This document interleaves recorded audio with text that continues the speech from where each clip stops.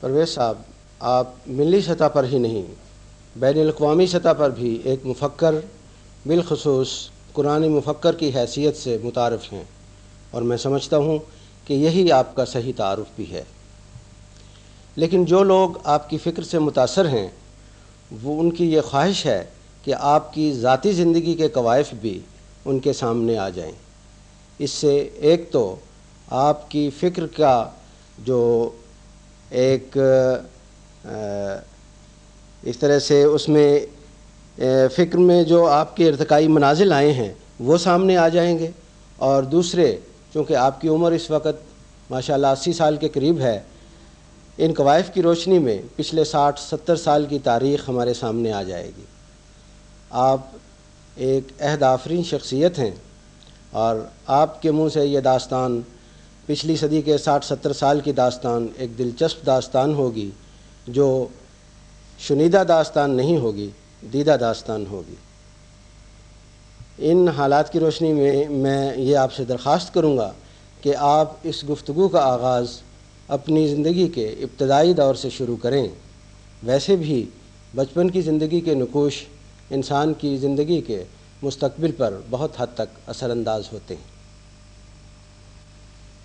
Doctor صاحب، آپ نے صحیح فرمایا ہے کہ بچپن کی پرورش اور تربیت، بالخصوص تربیت، انسان کے تحت الشعور پر بڑے گہرے نقوش چھوڑ جاتی ہے، اور یہی نقوش در حقیقت اس کے سیرت اور کردار کی بنیادیں بنتے ہیں۔ اس اعتبار سے میں اپنے آپ کو بڑا خوش بخت سمجھتا ہوں کہ جہاں میری تعلیم اس زمانے کے معیار کے مطابق نہایت عمدہ طور پر ہوئی، میری تربیت بھی بڑی خوشگوار ماحول کے اندر ہوئی۔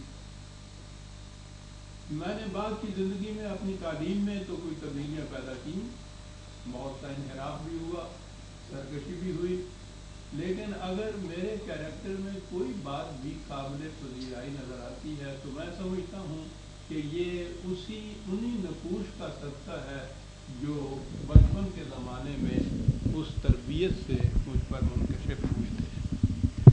آپ نے فرمایا ہے کہ میں اپنے کوائف حیات پیدائش کی زندگی سے شروع کروں۔ سرے دوستاں سلامت کہ تو خنجر آزمائی۔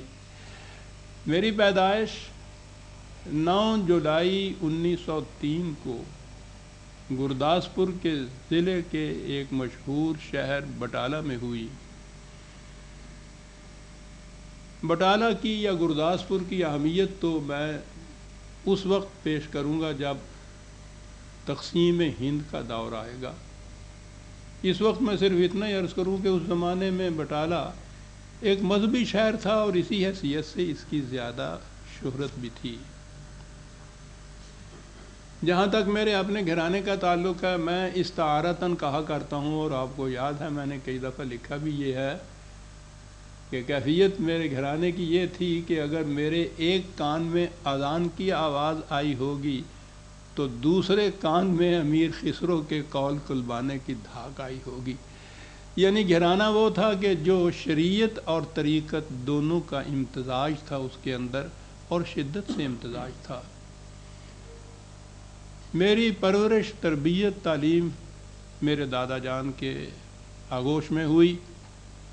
انہیں چودھری بھی کہا جاتا تھا، مولوی بھی کہا جاتا تھا۔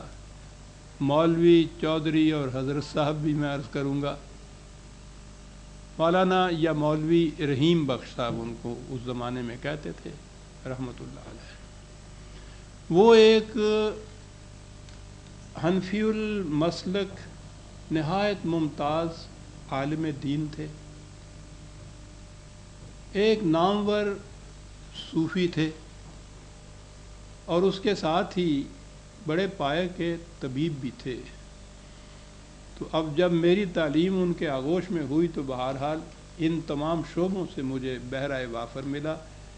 ایک ہی استاد اور ایک ہی جب شاگرد ہو اور تعلق ایسا ہو تو آپ سمجھ سکتے ہیں کہ اس تعلیم کی کیا کیفیت ہوگی۔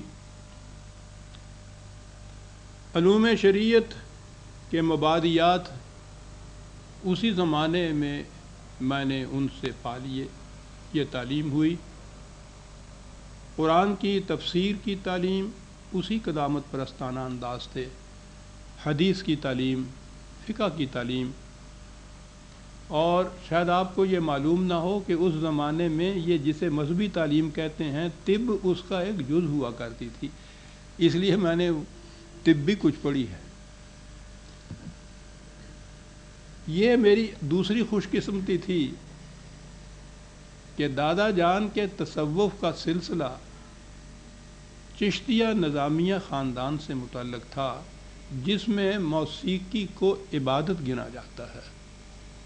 تو اس اعتبار سے موسیقی جس کا ذوق میں سمجھتا ہوں کہ میرے وجدان میں تھا، اس کی تسکین کا سامان اس طرح ملا کہ کوئی کھٹک تک دل میں پیدا نہ ہوئی، کیونکہ وہ تو عبادت تھی۔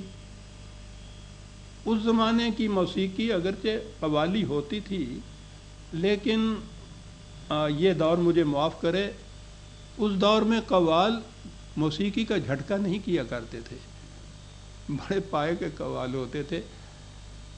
تو ان کے اتنا قریب رہنے سے شاید آپ کو علم ہوگا کہ جسے کلاسیکی موسیقی کہتے ہیں یا اس کو سنگیت ودیا کہتے ہیں، مجھے اس میں خاصا درک حاصل ہے۔ تو اس کے ساتھ شاعری بھی بڑے بڑے پائے کے جتنے شعراء سے، تصوف میں یہ چیزیں جو ہیں یہ تو مفت میں آتی ہیں، بشرطے کہ تصوف میں نے عرض کیا ہے کہ چشتیہ اور چشتیہ میں سے بھی چشتیہ نظامیہ آلات کا ہو۔ یہ میں نے عرض کیا ہے کہ یہ میری خوش قسمتی تھی کہ میرے اس وجدانی ذوق کی تسکین کا سامان اس طرح سے ہوا کہ میرے دل میں کھٹک بھی پیدا نہ ہوئی۔ اگر یہ نہ ہوتا، دادا جان تصوف میں بھی کسی ایسے خانوادہ سے منسلک ہوتے جس میں موسیقی کی ممانعت ہوتی، تو اس غیر شعوری اور وجدانی ذوق کی تسکین کا سامان تو نہ ملتا، تو پھر پرورشن ہوتی۔ پرورشن کے لیے میں نے، آپ کو یاد ہے، بدنہادی ایک لفظ کوئن کیا تھا خود، لیکن وہ بھی اس کے صحیح مفہوم نہیں بیان کرتا۔ پرورشن ہی ہوتی ہے۔ اللہ کا شکر ہے کہ میں اس سے بچ گیا، آج تک بچا ہوا ہوں، کہ میں نے آج تک بھی اس موسیقی کو اپنے لیے، اگرچہ عبادت نہیں لیکن اس کو ممانعت بھی نہیں میں نے سمجھی۔ تربیت کے معاملے میں دادا جان طبیب تھے، عالم تھے، صوفی تھے، لیکن اس کے ساتھ یہ بھی ان کا اصول تھا کہ ان میں سے کوئی چیز بھی ذریعہ معاش نہیں بنے گی۔ ان کی تربیت مجھے یہ تھی کہ خدمت خلق کا معاوضہ لینا جائز نہیں ہے۔ تو پہلی چیز تو یہ میرے رگ و پے میں بیٹھی کہ خدمت خلق کا معاوضہ لینا جائز نہیں۔ انہوں نے نہیں لیا ساری عمر، طبابت بھی کی اس دور کے مطابق، بہرحال اچھے اچھے تعویذ بھی دیتے تھے، گنڈے بھی کرتے تھے، پڑھاتے بھی تھے بعض خاص طالب علموں کو، لیکن کوئی معاوضہ اس میں سے نہیں لیتے تھے۔ تربیت کا انداز کیا تھا، میں سمجھتا ہوں کہ صرف ایک چھوٹے سے واقعہ سے بات سمجھ میں آ جائے گی۔ میری عمر یہی کوئی 8 9 10 سال کی ہوگی، اتنا بڑا ہوں گا۔ ایک دن میں چلا آ رہا تھا اکیلا ایک بازار میں، تو وہاں مجھے اب تک وہ مقام یاد ہے، وہ جگہ یاد ہے۔ وہاں میں نے دیکھا کہ ایک پیسہ پڑا ہوا تھا، میں نے وہ پیسہ اٹھا لیا۔ یہ اردو میں تو اس کو پڑا پایا ہی کہتے ہیں، پنجابی میں انہوں لبیا کہندے ہے گے۔ تے لب تے لاب جڑی چیز ہوندی ہے تو تمہیں پتہ ہے معنی کی ہوندے۔ پیسہ لبیا اتوں، اتنے سے بچے کے لیے آپ شاید اس کو آج محسوس نہ کریں کہ پیسہ شے کیا ہوتی ہے۔ بڑی شے ہوتی تھی اس زمانے میں پیسے کی 4 پائیاں ہوتی تھیں، ہر پائی کے یہ کوڑیوں کے گنڈے ہوتے تھے، گنڈے بھی اس زمانے میں سکے کے طور پر چلتے تھے، کوئن۔ پیسہ لیا ہوا ہاتھ میں اور اچھلتا کودتا چلا آ رہا ہوں گھر میں، بھاگا بھاگا وہاں آیا اور میں نے دعائی دی، میں نے پیسہ لپیا، پیسہ پایا۔